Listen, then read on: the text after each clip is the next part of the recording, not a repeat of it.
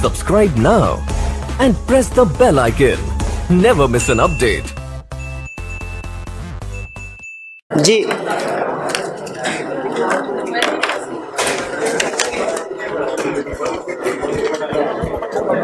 जी आज के लेक्चर का आगाज करते हैं। कल हम पास्ट पेपर के क्वेश्चन डिस्कस कर रहे थे और हमने 38 लर्निंग ऑब्जेक्टिव 7 में क्वेश्चन नंबर 38 तक डिस्कस कर लिए थे शायद। चलिए उससे आगे चलते हैं। 39 केस स्टडी कह रहा है explain whether or not the following statements are in accordance with the provisions of companies act 2017। कह रहा है बताइए कि ये स्टेटमेंट जो है कंपनीज एक्ट 2017 के मुताबिक हैं कि नहीं।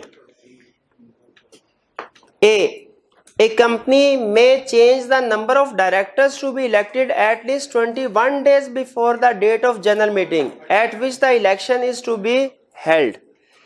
जी क्या एक कंपनी डायरेक्टर्स के तादाद को चेंज कर सकती है? नहीं कर सकती except with the approval of company in general meeting. ठीक है, वो approval of company general meeting में उसके बाद कर सकती है, उसके अलावा डायरेक्टर्स की तादाद को चेंज नहीं किया जा सकता। उसमें दिनों की तादाद मेंशन नहीं की उसने। ठीक, अच्छा इसमें मुझे बताइए, सम टाइम लॉ में हम पढ़ते हैं तो लिखा होता है director shall do this, director may do this. Some time लिखा होता है मेंबर्स। ठीक है, member shall do this, members may do this. Some time word लिखा होता है company, company shall do this. इससे क्या मतलब है? हाँ, इससे मुराद दोनों में से कोई भी, यानी डायरेक्टर या मेंबर। लेकिन अगर कभी इस तरह लिखा हो कि remuneration of director shall be decided by directors और कंपनी, फर्ज की जैसा लिखा है कंपनी, तो इससे मुराद क्या होगी? जहां पे डायरेक्टर्स का जिक्र भी है और उसके बाद कंपनी का जिक्र भी है, तो यहाँ पे जो दूसरी दफा कंपनी का जिक्र किया गया इससे मुराद मेंबर्स हैं, क्योंकि डायरेक्टर्स को अब उसने अलहदा से डिस्कस कर दिया। डायरेक्टर्स को उसने अब अलहदा से डिस्कस कर दिया। तो यहाँ पे क्या कंपनी चेंज कर सकते हैं? हम कहेंगे बिल्कुल चेंज कर सकती है, लेकिन with approval of members in general meeting। B, directors remuneration for performance of extra services including the holding of office of chairman or attending the board meeting is decided by chief executive। क्या ये companies act के मुताबिक statement है? नहीं, companies act के मुताबिक statement नहीं है। क्यों? क्योंकि जो रिम्यूनरेशन है वो तो डिसाइड कौन करता है? बाय डायरेक्टर्स और by company in general meeting in accordance with articles of the company। C, a director of a listed company cannot assign his office to another person under any circumstances। जी क्या सही कह रहा है? अच्छा, ये can not assign, but लेकिन मैं आपको बताया था जब कभी असाइनमेंट ऑफ ऑफिस की बात हो, आपने इसके बाद अल्टरनेट या सब्स्टिट्यूट डायरेक्टर की बात जरूर करनी है। ठीक है, तो क्या ये स्टेटमेंट कंपनीज एक्ट के मुताबिक है? इतनी सी स्टेटमेंट है लेकिन कंप्लीट नहीं है ये। तो हम कहेंगे कि अल्टरनेट और substitute director can be appointed.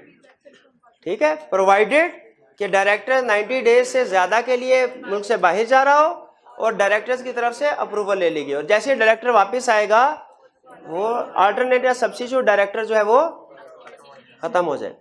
अच्छा, इसमें ध्यान में रखिए कि जिस तरह जनरल मीटिंग में कंसेप्ट है हमारा प्रॉक्सी का, कि एक मेंबर को कोई दूसरा प्रॉक्सी रिप्रेजेंट कर सकता है, उसी तरह लूजली स्पीकिंग ये जो कंसेप्ट है अल्टरनेट या सब्स्टिट्यूट डायरेक्टर का, यूं समझ लीजिए ये डायरेक्टर की मीटिंग में डायरेक्टर का प्रॉक्सी है। ठीक है, कंसेप्ट समझने के लिए डायरेक्टर्स की मीटिंग में जो डायरेक्टर का प्रॉक्सी है ये है अल्टरनेट या सब्स्टिट्यूट डायरेक्टर। ठीक है, सिर्फ कंसेप्ट समझाने के लिए आपको बता रहा हूं कि इसका स्टेटस क्या होता है। जी सर, अगर कोई डायरेक्टर ऑफिशियली बाहर जा रहा हो तो फिर भी दूसरे पे अपॉइंट करेगा?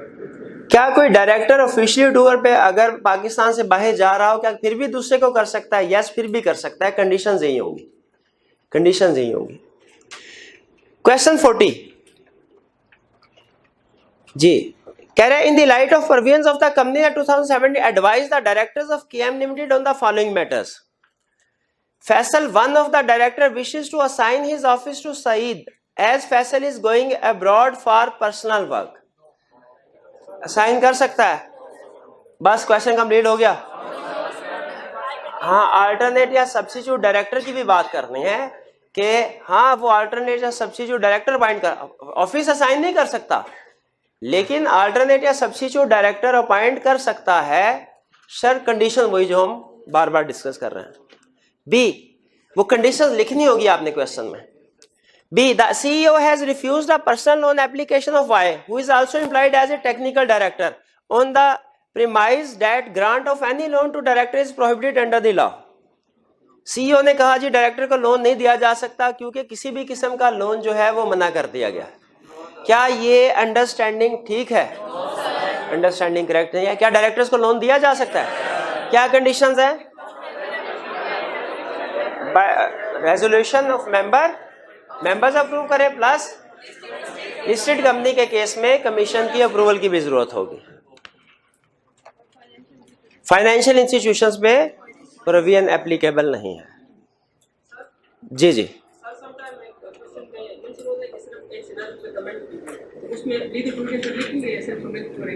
देखिए वो क्वेश्चन के मार्क्स पे डिपेंड करता है। अगर क्वेश्चन के मार्क्स ज्यादा हो तो हमने पहले relevant legal, complete legal provision नहीं, रेलिवेंट लीगल प्रोविजन लिखनी होती है, और फिर उसके बाद हमने जो केस उसने बताया है उसका डिसीजन करना होता है, यस नो, और बेस बतानी होती है, basis of decision. Complete legal provision produce नहीं करनी। जैसे अगर कोई एक्सेप्शन का केस इन्वॉल्व हो रहा है और कहीं पे 4 एक्सेप्शंस हैं, हम लीगल प्रोविजन प्रोड्यूस करते हुए सिर्फ जो एक्सेप्शन रेलिवेंट है वही बताएंगे। जैसे प्रीवियस हमने केस किया जिसमें उसने पूछा कि डायरेक्टर इंडिपेंडेंट है कि नहीं। अब अगर उसके मार्क्स ज्यादा है, वो 4-5 मार्क्स के साथ क्वेश्चन पूछ लेता है इस क्वेश्चन बताओ डायरेक्टर इंडिपेंडेंट है कि नहीं, तो हम उसे पहले रेलिवेंट लीगल प्रोविजन बताएंगे, लेकिन सारा इंडिपेंडेंस ऑफ डायरेक्टर का कंसेप्ट रिप्रोड्यूस नहीं करेंगे, सिर्फ रेलिवेंट। जैसे उसने एम्प्लॉय का केस पूछा है कि एम्प्लॉय ऑफ द कंपनी है या होल्डिंग या सब्सिडरी कंपनी का एम्प्लॉय है, तो हम लीगल प्रोविजन में लिख देंगे कि employ of subsidiary company can not be appointed as independent director. ठीक है, ये लाइन लिख देंगे। फिर लिखेंगे mister B can not be appointed as independent director, आगे basis of decision because he is an employ of subsidiary of company ABC limited, जो भी है। तो अगर मार्क्स ज्यादा हैं तो हमने लीगल केस स्टडी में 3 चीजें बतानी है। रेलिवेंट लीगल प्रोविजन, कंप्लीट नहीं, relevant legal provision plus decision हमारा यस नो या क्वालिफाइड डिसक्वालिफाइड, इस तरह का डिसीजन 1-2 अल्फाज में, और फिर उसके बाद बेसिस ऑफ डिसीजन बताने हैं। बेसिस ऑफ डिसीजन में हम क्वेश्चन के फैक्ट्स को लीगल प्रोविजन से रिलेट करके बताते हैं कि लीगल प्रोविजन में ये लिखा था और हमारे क्वेश्चन में ये इस तरीके से अप्लाई हो रहा है।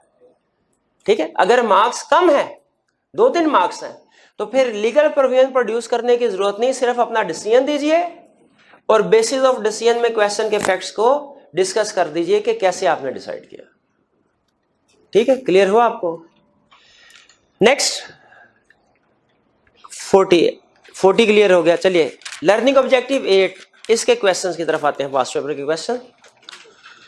पहला क्वेश्चन, अच्छा आप जिससे पूछूं वो बताए, पढ़ के आए ना आप? What is the quorum for meeting of directors of A listed company? 1/3 or 4 which ever is. अच्छा, लिस्टेड कंपनी के मिनिमम नंबर ऑफ डायरेक्टर्स कितने होते हैं? 7, correct. Question 42, a newly established listed company Snooker Limited has approached you for advice. Being their legal advisor, you are required to inform them about quorum requirements in respect of meeting of the board of directors. अच्छा, 41 और 42 दोनों question में क्या फर्क है?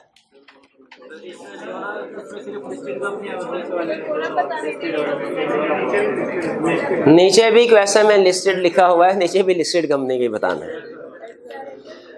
ठीक है, नीचे भी क्वेश्चन कह रहा है कि लिस्टेड कंपनी, तो क्वेश्चन के फैक्ट्स को अच्छे तरीके से पढ़ लिया करें। खासतौर पर मैंने आपको टाइप ऑफ कंपनी के बारे में कहा हुआ है, लिस्टेड है, अनलिस्टेड है, पब्लिक है, प्राइवेट है, क्योंकि इसके लिहाज से आपने देखा होगा जो रेलिवेंट कंसेप्ट्स याद कर रहे हैं वो चेंज हो जाते हैं। बाज़-औक़ात प्रोविजन पब्लिक कंपनी पे डिफरेंट तरीके से अप्लाई होते हैं, प्राइवेट कंपनी में different. 43, a public listed company has 8 directors. Public listed company, how frequently must the board of directors meet? Once in each quarter, at least once in each quarter. And how many would constitute quorum? Quorum है कितना? हाँ 4 और 1/3 which ever is higher, तो इस case में 4 है। 44 with reference to companies act discuss the validity of directors resolution pass through circulation. Valid है, लेकिन कब? जब रेजोल्यूशन सर्कुलेट की जाए, ऑल मेंबर्स को साइंड हो और नेसेसरी वर्किंग पेपर साथ अटैच किए गए हो और साइंड हो बाय डायरेक्टर्स। ये 3 कंडीशन लिखेंगे। और ये लिखने की जरूरत नहीं है कि अगर एक दफा साइन कर दिया तो रिवोक नहीं, लेकिन अगर लिख दें तो कोई नुकसान की बात भी नहीं। 45 Heather Limited, a listed company, is in the process of finalization of financing facility with a bank. The bank requires a copy of board resolution for approval of the term of the financing. Bank कह रहा है कि जी board of director की तरफ से approval लेके आइए। However, no board meetings planned in the near future and few directors are out of the country. कहता है लेकिन अनकरीब में कोई बोर्ड ऑफ डायरेक्टर्स की मीटिंग प्लान नहीं है, कुछ डायरेक्टर मुल्क से बाहर भी हैं। In the light of provisions of Companies Act 2017, explain what alternative course of action is available to HL and the steps it would be required to take, assuming that nothing in this regard is stated in the articles of association of company. तो ये क्या course of action available है? क्या course of action available है? हाँ, resolution pass की जा सकती है थ्रू सर्कुलेशन। स्टेप्स क्या लेने पड़ेंगे? इन्हें वो साइन जो रेजोल्यूशन जो है वर्किंग पेपर्स के जो पेपर्स के नेसेसरी पेपर्स के साथ अटैच करके सर्कुलेट करवानी पड़ेगी सारे डायरेक्टर्स को, और डायरेक्टर साइन करके इसे रिटर्न करेंगे। जी यहां तक क्लियर? कोई क्वेश्चन पूछना चाहते हो तो पूछ लीजिए। जी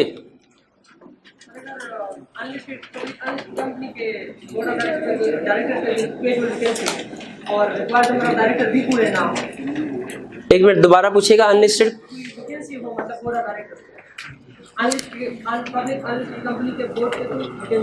अच्छा, अनलिस्टेड कंपनी है, डायरेक्टर्स में कोई बोर्ड ऑफ डायरेक्टर्स में कोई वैकेंसी, कैजुअल वैकेंसी जो है अराइज हो गई,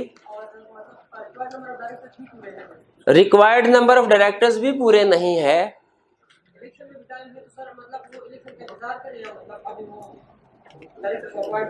नहीं, इस सूरत में लाजमी हो जाता है। देखिए नॉर्मली लिस्टेड कंपनी के केस में कैजुअल वैकेंसी फिल करना तो लाजमी है, अनलिस्टेड कंपनी के केस में कैजुअल वैकेंसी फिल करना लाजमी नहीं है।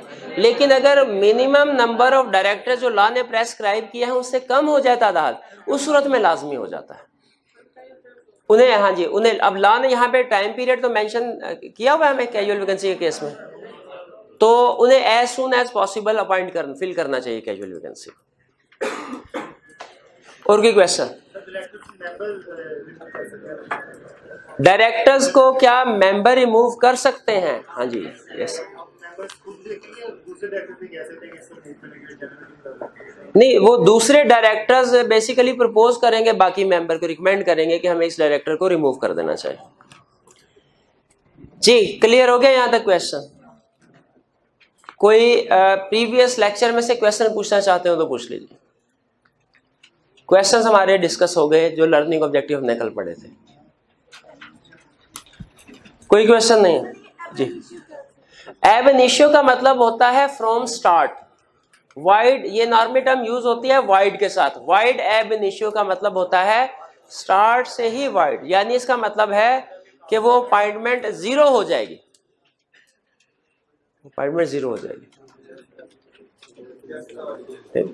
अगर कोई लॉ में कुछ जगह पे कहता है अपॉइंटमेंट वाइड होगी एब इनिशियो स्टार्ट से, यानी सारे के सारे डिसीजन भी उसके नल एंड वाइड हो जाएंगे। कुछ जगह पे कहता है कि जी वो अपॉइंटमेंट जो है प्रीवियस डिसीजन तो वैलिड है, आइंदा से ये वाइड हो जाएगा।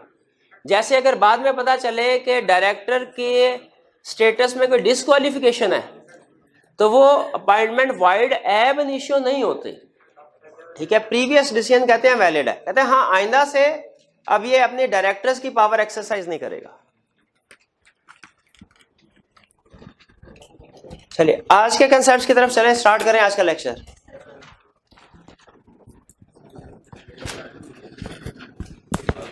जी आज हम 2 कंसेप्ट स्टडी करने जा रहे हैं। एक है learning objective 9 disclosure of directors interest in a contract, और दूसरा है chief executive. Exam point of view से दोनों अहम है, लेकिन जो ज्यादा अहम है वो हमारा लर्निंग ऑब्जेक्टिव 10 है, ठीक है, लेकिन 9 भी अहम है, इसमें से भी क्वेश्चन फ्रीक्वेंटली पूछ लेता है। पहले लर्निंग ऑब्जेक्टिव 9 स्टडी करते हैं। लर्निंग ऑब्जेक्टिव 9 क्या कहता है? Disclosure of directors interest, director के इंटरेस्ट का डिस्क्लोजर। फर्ज कीजिए आपसे क्वेश्चन पूछता हूं कि कंपनी ने किसी एक शहर में अपने ऑफिस के लिए कोई प्रॉपर्टी ढूंढ रही है। डायरेक्टर्स ने किसी एक डायरेक्टर की जिम्मेदारी लगाई कि भाई तुम सखर में जाके ढूंढो, कोई अच्छी जगह पे प्रॉपर्टी मिल रही हो तो। अब वो डायरेक्टर ढूंढ रहा तो उसे अब पता है कि उसके स्पाउस, उसकी वाइफ जो है उसकी भी एक प्रॉपर्टी है जो कि अच्छी लोकेशन पे है। अब वो दूसरे डायरेक्टर्स को कहता है कि सर ये प्रॉपर्टी अच्छी लोकेशन पे है, आप इसको बाय कर लीजिए। आपके ख्याल में एक इंडिपेंडेंट पर्सन जो है वो जब देखेगा ये ट्रांजैक्शन हो रही है, क्या उसके जहन में कोई क्वेश्चन आएगा? बिल्कुल, कि हो सकता है ये डायरेक्टर अपने जाती मुफाद के लिए, ठीक है, यानी अपने स्पाउस, एक ही बात होगी, मतलब अपना फायदा स्पाउस का फायदा, अपने जाती मुफाद के लिए हो सकता है कि ये उस प्रॉपर्टी की प्राइस ज्यादा से ज्यादा फाइनल करने के चक्कर में हो।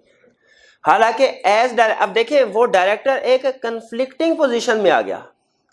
अब एज हस्बैंड उसकी कोशिश ये होगी कि प्रॉपर्टी की ज्यादा से ज्यादा प्राइस मिले, और एज डायरेक्टर उसकी ये कोशिश होगी कि कंपनी को प्राइस कम से कम पे करनी पड़े। तो ये चूंकि कंफ्लिक्टिंग पोजीशन में आ गया। अब मुझे बताइए डायरेक्टर को क्या करना चाहिए? पहली पोजीशन के मुताबिक डिसीजन करना चाहिए, दूसरी भाई दोनों के मुताबिक। लॉ कहता है भैया किसी भी एक पोजीशन की तरफ आप गए तो दूसरी पोजीशन आपकी इफेक्ट होने का खतरा है। इसमें बेहतरीन चॉइस क्या है?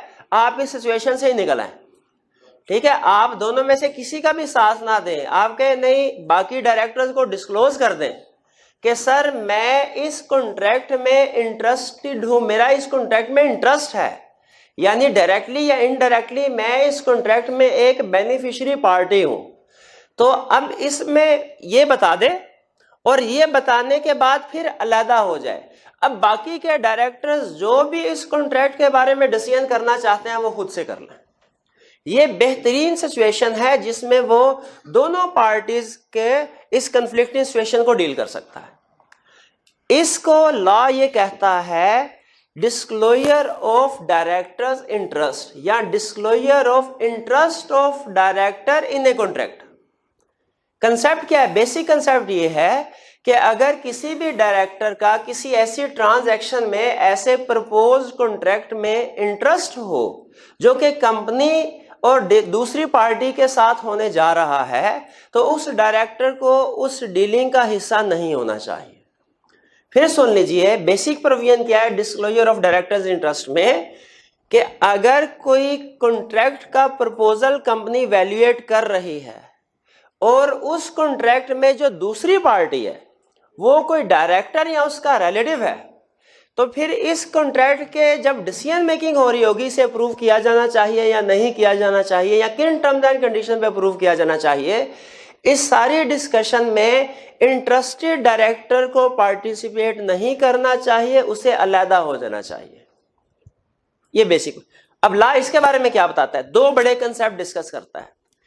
एक ये कि अगर कोई डायरेक्टर किसी भी कंपनी के किसी भी कॉन्ट्रैक्ट में, प्रपोज कॉन्ट्रैक्ट में इंटरेस्टेड है, तो उसने उसको डिस्क्लोज कैसे करना है, इसके प्रोसीजर, और जब डिस्क्लोज कर दिया तो बाकी के डायरेक्टर्स पे क्या रिस्पॉन्सिबिलिटी है, उन्होंने क्या करना है। ये जो डिस्क्लोजर वाला पॉइंट ऑफ व्यू है ये उस डायरेक्टर के लिए है जिसका इंटरेस्ट है, और ये जो प्रोहिबिशन है ये बेसिकली गाइडेंस है बाकी के डायरेक्टर्स के लिए कि जब उन्हें पता चलेगा किसी एक डायरेक्टर का इंटरेस्ट है तो उन्होंने क्या करना। तो पहले बढ़ते हैं प्रोहिबिशन, सबसे पहले बढ़ते हैं डिस्क्लोजर। सबसे पहले अगर कोई एक कॉन्ट्रैक्ट, और जब इस प्रोविजन को आपने अपने जहन में लेके आना समझने के लिए ये प्रॉपर्टी और स्पाउस की एग्जांपल जहन में आ जाए, ठीक है, ये क्लासिक एग्जांपल है इसके कंसेप्ट को समझने के लिए। कहता है सबसे पहले डिस्क्लोज क्या करना है। कहता है जब कभी किसी भी डायरेक्टर का इंटरेस्ट होगा, डायरेक्टर का इंटरेस्ट होगा डायरेक्टली या इनडायरेक्टली? डायरेक्टली का मतलब क्या है कि प्रॉपर्टी उसकी अपनी है। इनडायरेक्टली का मतलब क्या है? प्रॉपर्टी उसकी नहीं, स्पाउस की है, माइनर चाइल्ड की है या पेरेंट्स की है।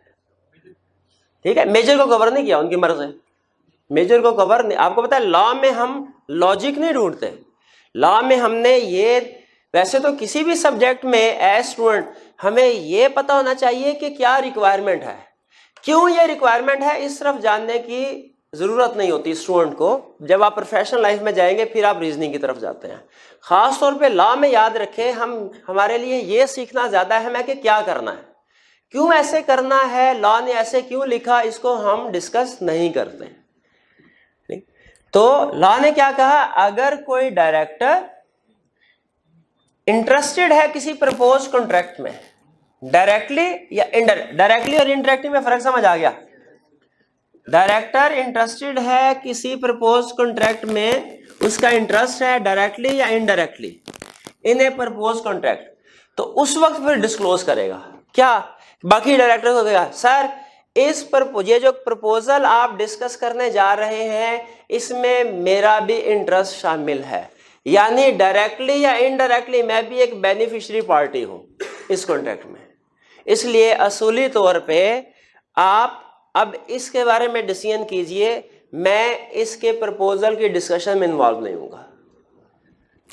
डिस्क्लोज कर दिया जिस कॉन्ट्रैक्ट का भी इंटरेस्ट हुआ। क्या डिस्क्लोज किया? सर मेरा इस कॉन्ट्रैक्ट में इंटरेस्ट है, बस ये डिस्क्लोज कर दिया, काफी है, ज्यादा लंबी चौड़ी बात लिखने की जरूरत नहीं। वो कहता है डिस्क्लोजर करना कब है? डिस्क्लोजर, अच्छा असूली तौर पे आप मुझे बताइए ये डिस्क्लोज उसे कब करना चाहिए? कॉन्ट्रैक्ट अप्रूव होने के बाद के अप्रूव होने से पहले? तो यही कह रहा है। इसका अगर आप कहें ना सर वन वर्ड कंसेप्ट हमें बताइए कि उसने ये डिस्क्लोजर जो देना है कि मेरा कॉन्ट्रैक्ट में इंटरेस्ट है, कब देना है, तो मैं कहूंगा कॉन्ट्रैक्ट अप्रूव होने से पहले। बाद में तो फिर उसकी कोई जस्टिफिकेशन नहीं ना, जो तो होना था सो हो गया कॉन्ट्रैक्ट पहले। अच्छा पहले अब उसने लॉ में दो सिचुएशन डिस्कस की हुई हैं। उसने कहा पहली सिचुएशन, बाज़ औक़ात ऐसा होता है कि कोई कॉन्ट्रैक्ट ऐसा होता है एक ही मीटिंग में डिस्कस होकर उधर ही फाइनल हो जाता है, बाज़ औक़ात वो डिफरेंट मीटिंग्स में उसकी डिस्कशन चलती रहती है। जैसे हो सकता है कि इस मंथ एंड पे मीटिंग हुई, उसमें भी डिस्कस हुआ कॉन्ट्रैक्ट, लेकिन कंक्लूड ना हो सका कि कौन सी टर्म्स एंड कंडीशन फाइनल करनी है। उन्होंने कहा जी नेक्स्ट मंथ में जो मीटिंग होगी बाकी की डिस्कशन वहां करेंगे। तो हो सकता है कोई कॉन्ट्रैक्ट जो मेजर है, जैसे किसी कंपनी को एक्वायर करना है, तो वो डिस्कशन एक मीटिंग में हो। लॉ ने इसीलिए व्हेन टू डिस्क्लोज को दो हिस्सों में डिवाइड किया। उसने कहा अगर तो अभी कॉन्ट्रैक्ट डिस्कस होना है फर्स्ट टाइम डिस्कस होना है मीटिंग में, मीटिंग है हमारी 30 जनवरी को प्लान, फर्स्ट टाइम उसमें डिस्कस होगा कि प्रॉपर्टी ये एक्वायर की जाए कि नहीं, तो इस डायरेक्टर की जिम्मेदारी है 30 जनवरी से पहले ये डिस्क्लोज करें, 30 उस मीटिंग से पहले। और जो नोटिस भेजे, अब जाहिर है ज़बानी कलामी तो नोटिस नहीं होना चाहिए, रिटन फॉर्म में वो नोटिस पहले से बता दे बाकियों को और नोटिस भेज दे और इंश्योर करे कि ये नोटिस उस मीटिंग में पढ़ा जाएगा। या दूसरा हाल इसका ये है, एक हाल तो ये है कि वो नोटिस किसी डायरेक्टर के हाथ भिजवा दे कि भाई मैं उस मीटिंग में नहीं आ सकूंगा, लेकिन उस मीटिंग में ये कॉन्ट्रैक्ट डिस्कस होगा, तो मैं ये नोटिस तुम्हें भेज रहा हूं, उसमें लिखा हुआ है कि मेरा इस कॉन्ट्रैक्ट में इंटरेस्ट है, तुम जाके मीटिंग होगी तो मीटिंग के स्टार्ट में बाकी डायरेक्टर्स के सामने रख देना, नोटिस पहुंच जाएगा। या तो नेसेसरी स्टेप्स ले कि बाकी डायरेक्टर्स तक पहुंच जाए, या खुद जाके नोटिस बाकी डायरेक्टर के सामने रख दे, एक ही बात है पहले। अच्छा फर्ज कीजिए कि पहले वो इंटरेस्टेड नहीं था उस कॉन्ट्रैक्ट में, जिस वक्त फर्स्ट टाइम डिस्कशन हुई, डायरेक्टर ने कहा अब अगले महीने दोबारा डिस्कशन होगी, और दरमियान में कोई 15-20 तारीख को उसका इंटरेस्ट डेवलप हो गया। फर्ज कीजिए पहली मीटिंग में प्रॉपर्टी स्पाउस ने नहीं परचेज की थी, डिस्कशन हो रही थी, अब अगली मीटिंग होनी है 30 तारीख को, 30 तारीख से पहले 20 तारीख को स्पाउस ने वो प्रॉपर्टी परचेज कर ली, अब रिमेनिंग डिस्कशन होनी है 30 तारीख को। अब इस डायरेक्टर को कब डिस्क्लोज करना चाहिए? वो कह रहा है अगर तो फर्स्ट टाइम, सुन ले, कह रहा है फर्स्ट टाइम डिस्कशन से पहले अगर डायरेक्टर का इंटरेस्ट है तो उस मीटिंग में डिस्क्लोज किया जाएगा इंटरेस्ट जिसमें फर्स्ट टाइम कंसीडरेशन हो रही है।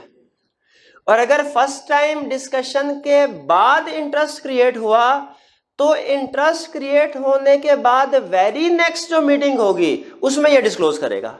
अब ये ना समझे कि जी एक दफा पहले डिस्कशन होगी अब मैंने डिस्क्लोज ही नहीं करना, कहता है फिर भी डिस्क्लोज करना। अगर डिस्कशन फाइनल हो गई है, कॉन्ट्रैक्ट अप्रूव हो गया होगा, कॉन्ट्रैक्ट अप्रूव हो गया होगा, फिर तो उसको डिस्क्लोज करने की जरूरत ही नहीं है, क्योंकि फिर जो बेसिकली रिक्वायरमेंट है वो तो पूरी हो गई। ठीक है, अब तो कॉन्ट्रैक्ट अगर वो डिस्क्लोज कर भी देता है, क्या डायरेक्टर उसको रिकंसीडर कर सकते हैं? नहीं, ट्रांजैक्शन जो है क्लोज हो गई वो। तो लॉ ने वर्ड यूज किया, यहां पे नोट कीजिएगा, प्रपोज कॉन्ट्रैक्ट। जो फुल एंड फाइनल हो चुके हैं, कॉन्ट्रैक्ट कंप्लीट हो गया, उसमें तो डिस्क्लोजर जो है वो उसकी जरूरत ही नहीं। अब भाई व्हेन टू डिस्क्लोज क्लियर हो गया। इसमें बेसिक कंसेप्ट ये है कि कॉन्ट्रैक्ट कंसीडर होने जिस वक्त डिस्कशन हो रही होगी उससे पहले। लॉ ने इसके आगे दो सिचुएशन बता दी, दोनों मैंने आपको डिस्कस कर ले। हाउ टू डिस्क्लोज, डिस्क्लोज कैसे करना, दो ऑप्शन है। या तो स्पेसिफिक नोटिस दे दीजिए, डिस्क्लोज कैसे करिए मैं बताया, नोटिस देना बाई रिटन फॉर्म में, ज़बानी कलामी थोड़ी करना। लेकिन वो नोटिस दो किस्म का हो सकता है, स्पेसिफिक नोटिस या जनरल नोटिस। स्पेसिफिक नोटिस या जनरल। स्पेसिफिक नोटिस का मतलब क्या है? देखिए, डायरेक्टर का अगर इंटरेस्ट इस तरह का है सिर्फ एक ट्रांजैक्शन के हवाले से, जैसे स्पाउस की प्रॉपर्टी है, अब इस एक ट्रांजैक्शन में इंटरेस्ट है, वो या तो रिजेक्ट हो जाएगी या एक्सेप्ट हो जाएगी। दोनों सूरतों में क्या ये इंटरेस्ट इस किस्म का है कि बार बार डिस्क्लोजर की जरूरत पड़ेगी? नहीं। तो इस सिचुएशन में आप स्पेसिफिक नोटिस देते हैं।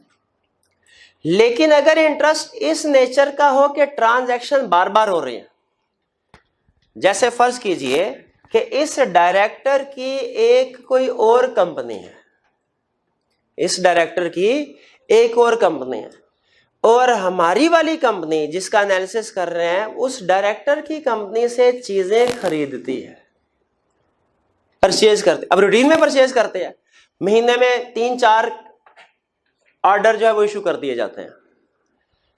क्या अब ये डायरेक्टर हर दफा जब ऑर्डर इशू होगा तब डिस्क्लोज करेगा? रिक्वायरमेंट के लिहाज से तो उसे हर दफा डिस्क्लोज करना चाहिए, रिक्वायरमेंट के लिहाज से।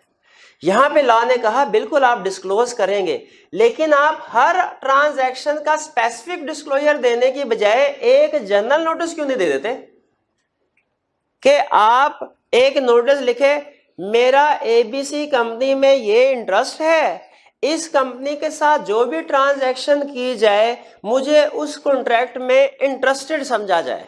ये जनरल, ये स्पेसिफिक किसी एक ट्रांजैक्शन के लिए नहीं है, इसको कहते हैं जनरल नोटिस। जनरल नोटिस दे दे कंपनी को। अब इसका मतलब ये हुआ जब ये जनरल नोटिस दे दिया जाएगा उसके बाद उस दूसरी कंपनी के साथ जितनी भी ट्रांजैक्शंस हैं उनमें डायरेक्टर तो इंटरेस्टेड है, लेकिन उसे हर ट्रांजैक्शन के साथ डिस्क्लोजर देने की जरूरत नहीं है। हर ट्रांजैक्शन के साथ डिस्क्लोजर देने की जरूरत नहीं। तो अब बताइए स्पेसिफिक नोटिस बेहतर है या जनरल? जनरल।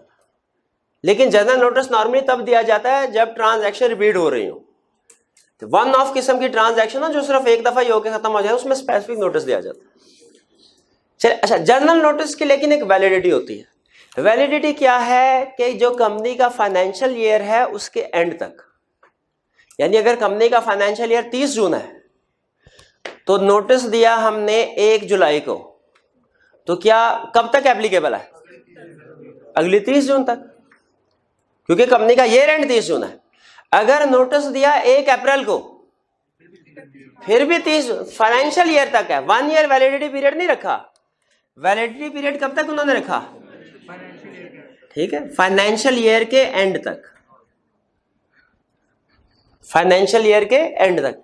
हाँ, वो कहते हैं कि अगर आपने 1 जुलाई को नोटिस दिया, 30 जून तक वैलिडिटी पीरियड है, तो आपको चाहिए कि बेहतर ये है 30 जून से पहले 2-4-8 दिन से पहले नया नोटिस इशू कर दें। क्योंकि अगर आपने 30 दिन तक नोटिस इशू नहीं किया और 3-4 जुलाई को कोई ट्रांजैक्शन हो गई तो फिर वो वायलेशन हो जाएगी, क्योंकि वो जो पुराना नोटिस है वो एक्सपायर हो चुका है और नया नोटिस आपने अभी इशू नहीं किया। जी क्लियर हो गया ये कंसेप्ट? फिर से बताइए, डायरेक्टर का इंटरेस्ट है किसी कॉन्ट्रैक्ट में, ठीक है, इसकी एग्जांपल क्या है? प्रॉपर्टी है स्पाउस के नाम पे जो कंपनी खरीदना चाह रही है। डिस्क्लोज क्या करना है डायरेक्टर ने? अपना इंटरेस्ट। किसको डिस्क्लोज करना है?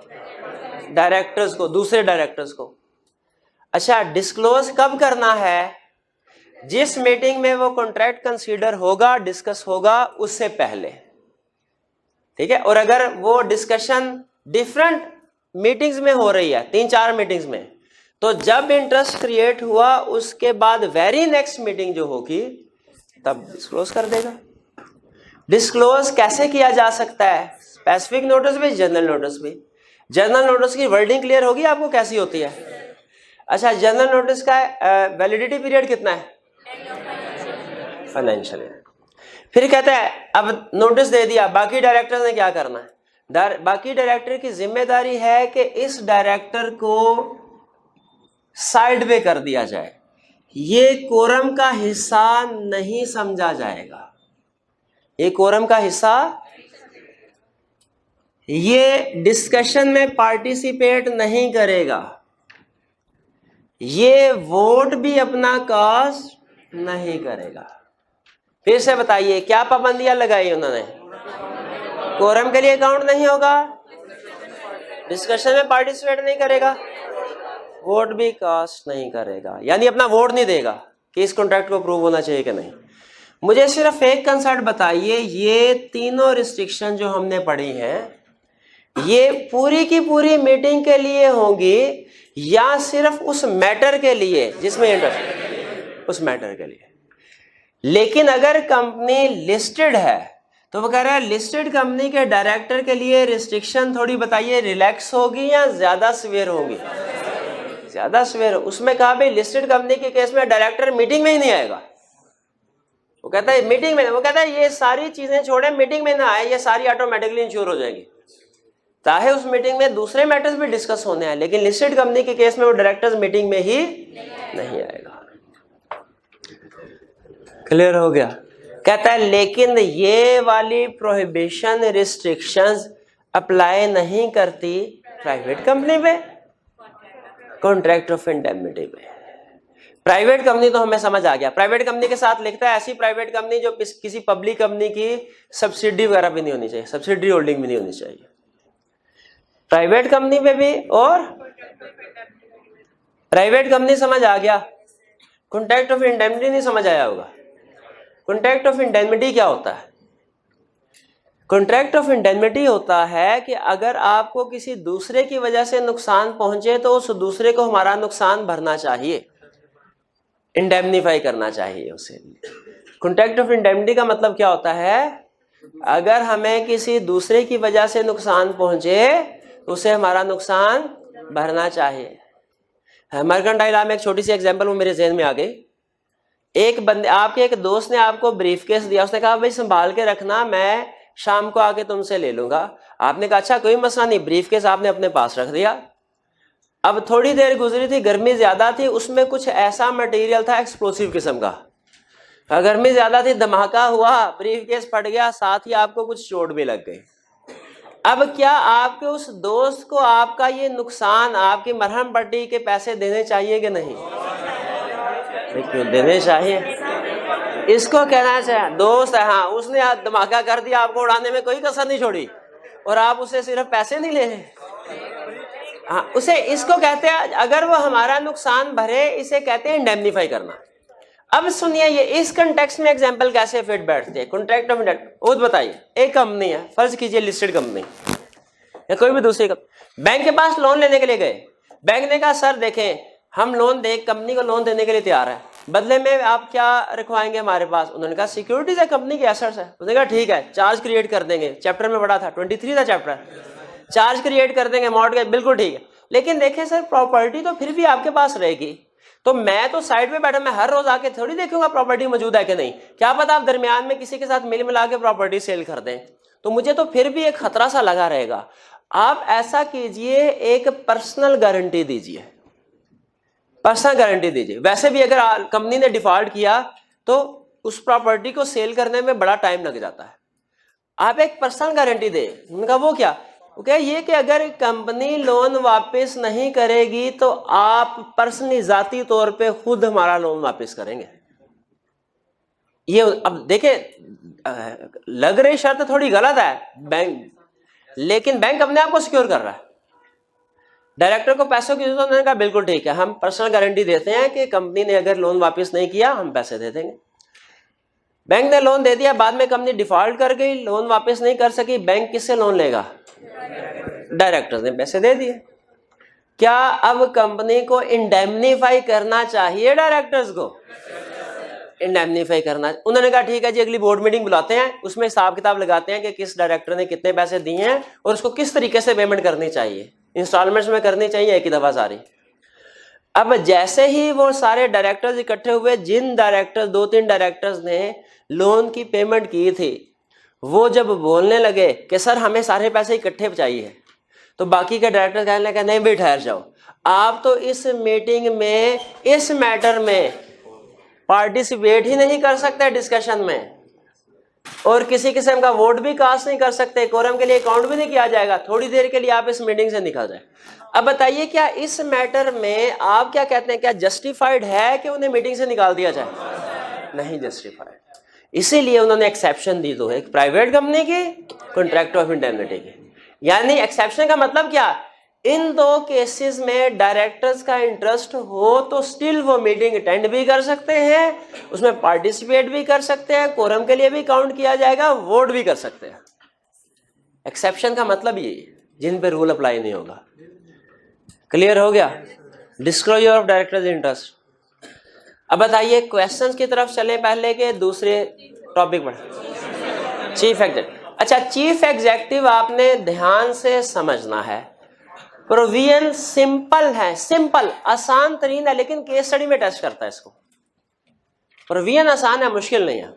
स्टार्ट करें। सबसे पहले चीफ एग्जेक्टिव होता कौन? आप मुझे ये बताइए, डायरेक्टर्स को किसने अपॉइंट किया? अच्छा, किस लिए अपॉइंट किया? भाई कंपनी चलाए। डायरेक्टर्स के लिए कितने रिक्वायर्ड किया है कि कब आना है ऑफिस में मीटिंग करनी है? वंस इन ईच क्वार्टर, यानी 3 महीने में एक दफा। फर्ज कीजिए डायरेक्टर बहुत अच्छे हैं तो ज्यादा से ज्यादा क्या करेंगे, हर महीने में एक मीटिंग कर लेते हैं। लेकिन डायरेक्टर ने महीने बाद आना। बताइए महीने में कंपनी कैसे चले? कंपनी को खुला छोड़ दे कि जो जिस बंदे की मर्जी है वैसे करे? कि कोई ना कोई कंट्रोलिंग अथॉरिटी होनी चाहिए जो डायरेक्टर के विजन को, डायरेक्टर की इंस्ट्रक्शंस के मुताबिक, डायरेक्टर की कमांड के मुताबिक कंपनी को डे टू डे बेसिस पे चलाए। अब देखिए, directors day to day matters deal करने के लिए तो कंपनी में मौजूद नहीं होंगे। क्या डायरेक्टर्स का कोई नुमाइंदा मौजूद होना चाहिए डे टू डे बेसिस में? बिल्कुल। उस नुमाइंदे को हम क्या कहते हैं? Chief executive. चीफ एग्जेक्टिव का रोल देखिए क्या है। कहता है चीफ एग्जेक्टिव क्या होता है?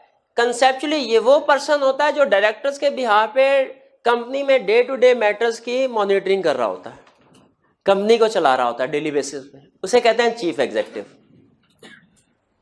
कहता है ये अपॉइंट कौन करता है भला? Chief executive. मेंबर्स अपॉइंट नहीं करते, डायरेक्टर करता है। मेंबर्स अपॉइंट, एक केस में सब्सक्राइबर भी अपॉइंट करते हैं, फर्स्ट डायरेक्टर वाला केस, वो मजबूरी होती है जाहिर है, वरना हर केस में अपॉइंट कौन करेगा? किस पर्पस के लिए अपॉइंट किया जाता है चीफ एग्जेक्टिव को? कंपनी को मैनेज करने के लिए। अपनी मर्जी से मैनेज करेगा क्या? नहीं, according to control and direction of directors. Chief executive अपनी मर्जी के मुताबिक काम नहीं करेगा, according to control and direction of directors काम करेगा। अपॉइंट किसने किया चीफ एग्जेक्टिव को? डायरेक्टर्स ने। और मैनेज कर रहा है कंपनी को मैनेज करने के लिए अपॉइंट किया गया, और according to control and direction of director. Concept समझ आता है? डायरेक्टर के बिहाफ पे काम कर रहा है। कह रहा है टर्म्स एंड कंडीशन क्या होगी, टर्म्स एंड कंडीशंस की कैसे डिसाइड। अच्छा एक चीज सुन लें, डायरेक्टर का टॉपिक हमने जब पढ़ा था तो हमने क्या कहा था कि क्या डायरेक्टर वो होता है जिस डेजिग्नेशन में डायरेक्टर आ जाए? नहीं, हमने कहा था हर उस पर्सन को डायरेक्टर कहेंगे जो कि मेंबर्स अपॉइंट करते हैं, मेंबर्स अपॉइंट करेंगे उसको। वो नाम से फर्क तो नहीं पड़ता, समटाइम नाम में डायरेक्टर होता है लेकिन वो डायरेक्टर नहीं होता। एग्जांपल दीजिए, ह्यूमन फाइनेंस डायरेक्टर, समटाइम नाम में डायरेक्टर नहीं होता पोस्ट में लेकिन वो डायरेक्टर होता है। चीफ एग्जीक्यूटिव, याद है बताया था, चीफ एग्जीक्यूटिव डायरेक्टर की एज्यूम किया जाता है डीम डायरेक्टर। उसी तरह कहता है चीफ एग्जीक्यूटिव के केस में भी यही कंसेप्ट है, आपने नाम पे नहीं जाना, नाम जो मर्जी हो, लेकिन डायरेक्टर ने जिसको अपॉइंट किया उसे चीफ एग्जीक्यूटिव कहेंगे। समटाइम कुछ कंपनीज में लफ्ज यूज होते हैं मैनेजिंग डायरेक्टर, या शायद आपने सुना हो लफ्ज प्रेसिडेंट। उससे मुराद क्या प्रेसिडेंट ऑफ पाकिस्तान है? नहीं भैया, प्रेसिडेंट पाकिस्तान नहीं। जब किसी कंपनी का प्रेसिडेंट होता है तो वो बेसिकली चीफ एग्जीक्यूटिव को इंडिकेट किया जा रहा होता है। चीफ एग्जीक्यूटिव के लिए अल्टरनेट टर्म्स होती हैं प्रेसिडेंट और मैनेजिंग डायरेक्टर भी, मैनेजिंग डायरेक्टर भी। चलिए, तो वही कंसेप्ट कि नाम पे नहीं जाना, काम पे जाना। टर्म्स एंड कंडीशन, भाई चीफ एग्जीक्यूटिव ने क्या करना है, क्या काम करेगा, क्या नहीं करेगा, टर्म्स एंड कंडीशन कौन डिसाइड करेगा? डायरेक्टर्स डिसाइड करेंगे, या पहले से कंपनी जनरल मीटिंग में एज पर आर्टिकल्स, जैसे आर्टिकल्स में अगर लिखा हुआ है following will be responsibilities of chief executive, अगर आर्टिकल्स में लिखा हुआ है तो चीफ एग्जीक्यूटिव की रिस्पॉन्सिबिलिटीज क्या होंगी? जो आर्टिकल्स में लिख दिया गया, जो कंपनी ने जनरल मीटिंग में डिसाइड किया और आर्टिकल्स में लिख दिया, वो होंगी। लेकिन अगर आर्टिकल्स में चीफ एग्जीक्यूटिव की रिस्पॉन्सिबिलिटी के बारे में कुछ नहीं लिखा हुआ, फिर उसकी रोल्स एंड रिस्पॉन्सिबिलिटी कौन डिसाइड करेगा? डायरेक्टर, डायरेक्टर या कंपनी जनरल मीटिंग में as per article. Terms and condition assume किया जाएगा डायरेक्ट। अच्छा बता, देखें, चीफ एग्जीक्यूटिव कोई भी पर्सन हो सकता है। चीफ एग्जीक्यूटिव, फिर सुन लें, चीफ एग्जीक्यूटिव, क्या चीफ एग्जीक्यूटिव का शेयर होल्डर होना जरूरी है? क्या चीफ एग्जीक्यूटिव का डायरेक्टर होना जरूरी है? क्या चीफ एग्जीक्यूटिव का एम्प्लॉय होना जरूरी है? नहीं, नहीं। Whole time employ chief executive बन सकता है, इसका यह मतलब नहीं कि चीफ एग्जीक्यूटिव हमेशा होल टाइम एम्प्लॉय होगा। उन्होंने कहा वो एम्प्लॉय भी हो सकता है जी, नहीं, वो टर्म्स एंड कंडीशन लहदा डिसाइड होंगी उसकी, वो लहदा चीज है टर्म्स एंड कंडीशन। लेकिन वो आप बाहर से भी एम्प्लॉय ले, अब देखें, जब आपने बाहर से बंदा उठाया उसको चीफ एग्जीक्यूटिव, तो वो ठीक है एम्प्लॉय बन गया, वो आपकी बात से मैं एग्री करता हूं, वो उस वक्त एम्प्लॉय बन गया जब, लेकिन चीफ एग्जीक्यूटिव बनाने के लिए एम्प्लॉय में से ही कोई बंदा उठाया जाए, ये जरूरी नहीं है। ठीक है, ये तो वही बात हो गई कि चीफ एग्जीक्यूटिव डायरेक्टर हो भी सकता है, नहीं भी हो सकता। स्टूडेंट कहने लगा सर एक तरफ कह रहे हैं आप डायरेक्टर नहीं भी हो सकता, दूसरी तरफ कहते हैं वो डीम डायरेक्टर होता है, इसका मतलब क्या है? भाई इसका मतलब ये है कि chief executive other than director भी कोई बंदा हो सकता है, लेकिन जब उसको चीफ एग्जीक्यूटिव बना दिया आपने, उस वक्त उसे फिर डायरेक्टर अज्यूम किया जाएगा। यानी जब चीफ एग्जीक्यूटिव बन जाएगा फिर वो डायरेक्टर अज्यूम किया जाएगा, लाजमी नहीं कि डायरेक्टर में से चीफ एग्जीक्यूटिव उठाया जाए। तो फिर सुन ले, चीफ एग्जीक्यूटिव कोई भी हो सकता है, एनी पर्सन, जरूरी नहीं कि वो शेयर होल्डर हो, जरूरी नहीं वो डायरेक्टर में हो, जरूरी नहीं वो एम्प्लॉय हो जी। हाँ, बोर्ड मीटिंग, बिल्कुल। जब हमने कह दिया कि वो डीम डायरेक्टर है, इसका मतलब है लॉ की जितनी भी प्रोविजन डायरेक्टर पे अप्लाई होती हैं वो सारी की सारी प्रोविजन चीफ एग्जीक्यूटिव पे अप्लाई होंगी जी। अब अहम कंसेप्ट शुरू होने लगा, सुने। चीफ एग्जीक्यूटिव कह रहा है not to engage in competing business. Chief executive not to engage in, इसका मतलब क्या है कि जिस कंपनी का चीफ एग्जीक्यूटिव है उसकी कंपेटिटर किसी कंपनी में वो इंगेज नहीं होगा। इसका मतलब क्या, टेक्सटाइल कंपनी का चीफ एग्जीक्यूटिव है, किसी दूसरी टेक्सटाइल कंपनी में चीफ एग्जीक्यूटिव हो सकता है, किसी दूसरी कंपनी में डायरेक्टर हो सकता है, किसी दूसरी कंपनी में मेजर शेयर होल्डर हो सकता है, जो सिमिलर टेक्सटाइल नेचर की हो, सिमिलर कंपनी नहीं हो सकता, कंपीटिंग बिजनेस में इंगेज नहीं हो सकता, ओन भी नहीं कर सकता, मैनेज भी नहीं कर सकता। इंगेज का मतलब क्या है, not to engage in competing business. Engage का मतलब क्या है, दूसरे कंपेयर, क्योंकि कंफ्लिक्ट ऑफ इंटरेस्ट आ जाएगा ना, खुद देखें, किसी कंपेटिटर कंपनी को ओन भी नहीं कर सकता, ओन करने का मतलब क्या, शेयर होल्डर नहीं हो सकता, मैनेज करने का मतलब क्या, डायरेक्टर या चीफ एग्जीक्यूटिव नहीं हो सकता। इंगेज का मतलब समझ आ गया, साथ में लिख ले, ओन भी नहीं, मैनेज भी नहीं।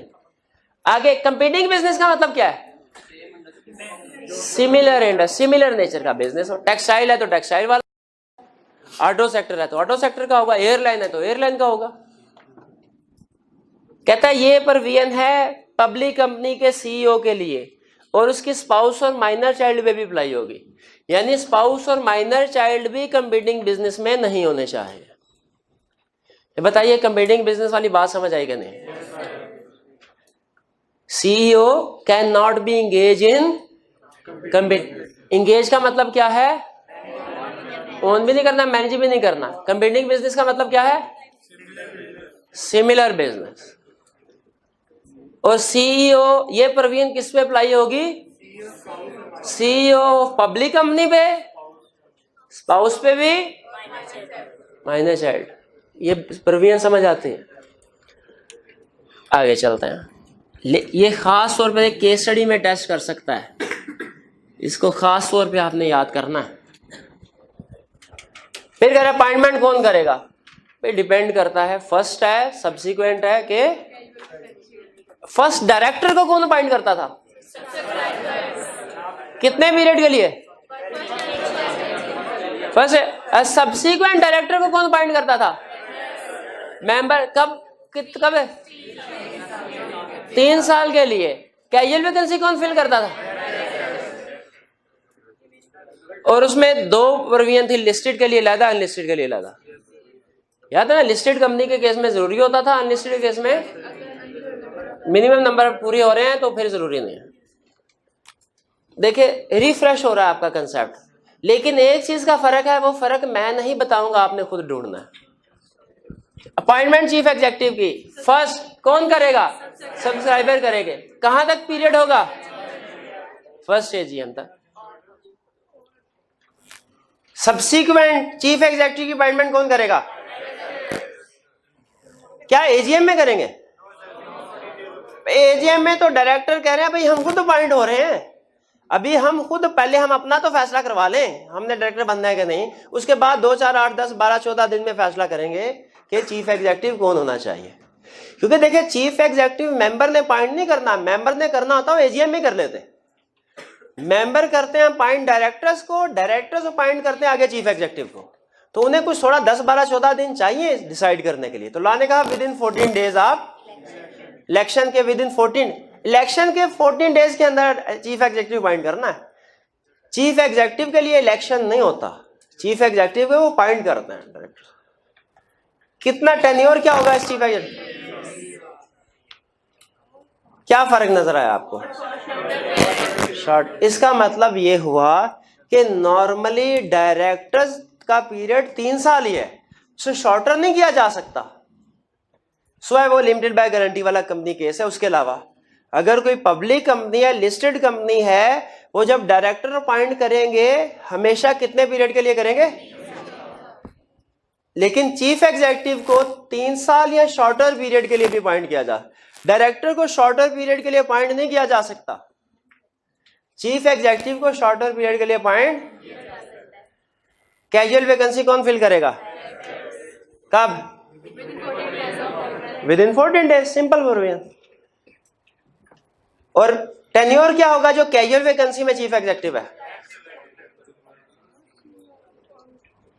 टेन्योर क्या होगा बताएं।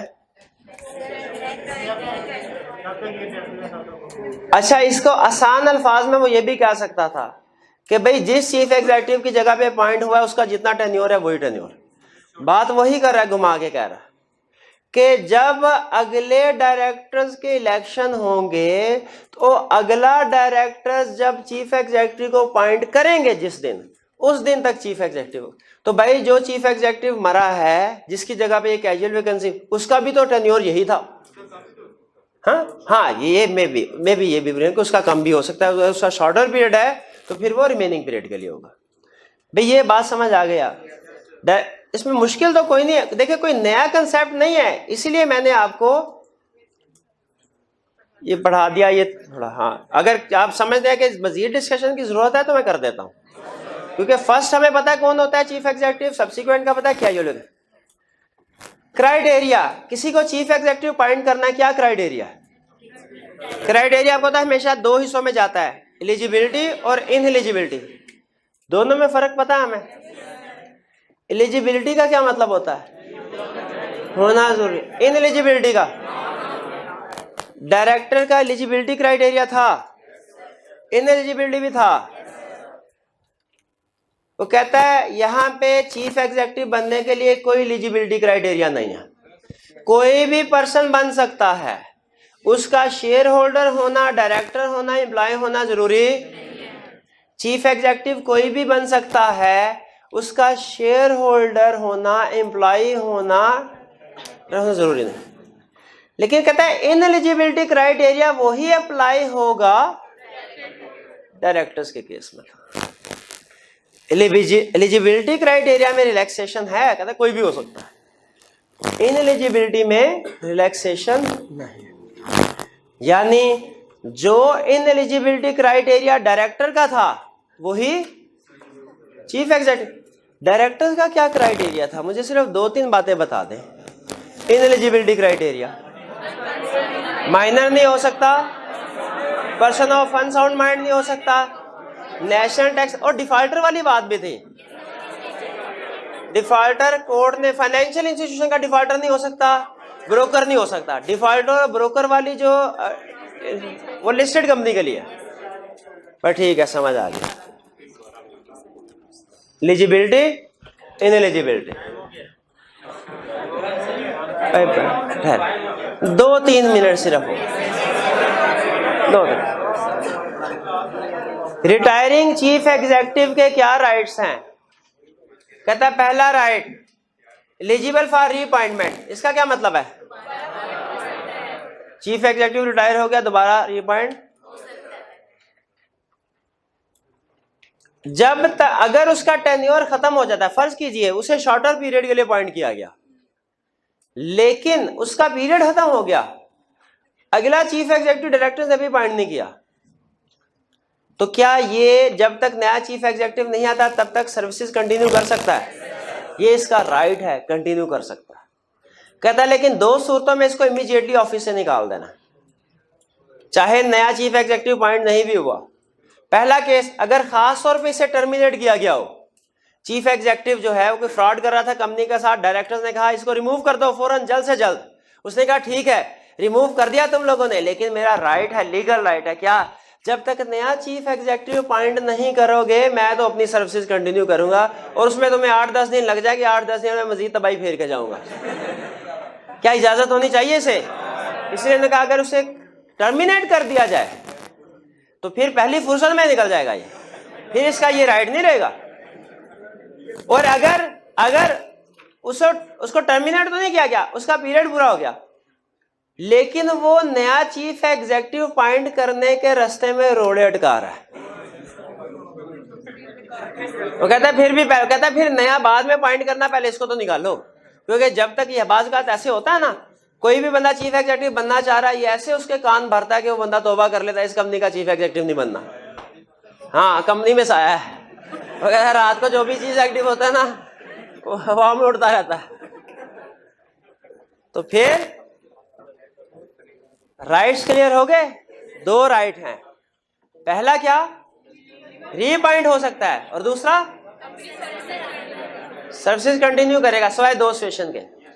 आखिरी बात, क्या डायरेक्टर को उसका टेन्योर जो डिसाइड हुआ था रिमूव किया जा सकता है? कहता है आपने चाहे उसके साथ जितने मर्जी वादे किए हो, जो मर्जी कॉन्ट्रैक्ट किया हो, आर्टिकल में जो मर्जी लिखा हो, कसमें खा के आपने कहा हो कि भाई 3 साल से पहले आपको रिमूव नहीं करेंगे, कहता है जो भी कहा आर्टिकल्स में जो कुछ लिखा है उसको कोई मायने नहीं रखता। एग्रीमेंट किया, एग्रीमेंट में कहा आपने 3 साल तक का एग्रीमेंट है, कहता है कोई भी सेशन हो स्टिल उसका टेन्योर पूरा होने से पहले रिमूव कौन कर सकता है? कैसे? यहां कौन कर सकता है? कैसे? आखिरी बात अजीब सी है लेकिन सुन लें, अपॉइंट कर सकते हैं सिर्फ, लेकिन रिमूव कोई स्टूडेंट ऐसा बता सकता है? देखते हैं आज क्लास में लॉ का एक्सपर्ट कौन बैठा है, जिसने सवाल का जवाब बता दिया लॉ का एक्सपर्ट समझा जाएगा। डायरेक्टर्स में लिखा है 3/4 मेजोरिटी, मेंबर्स में लिखा स्पेशल रेजोल्यूशन। यहां पे स्पेशल रेजोल्यूशन लिख सकता हूं मैं? हाँ शाबाश, नहीं सारी एक्सपर्ट बैठे, नहीं लिख सकते क्योंकि स्पेशल रेजोल्यूशन की टर्म सिर्फ मेंबर्स की मीटिंग के लिए। चलिए आज का लेक्चर यहाँ पे क्लोज करते हैं। रीडिंग करके आइएगा, घर से अच्छे तरीके से समझ के आइएगा। कल पास्ट पेपर के क्वेश्चन और केस स्टडी करेंगे।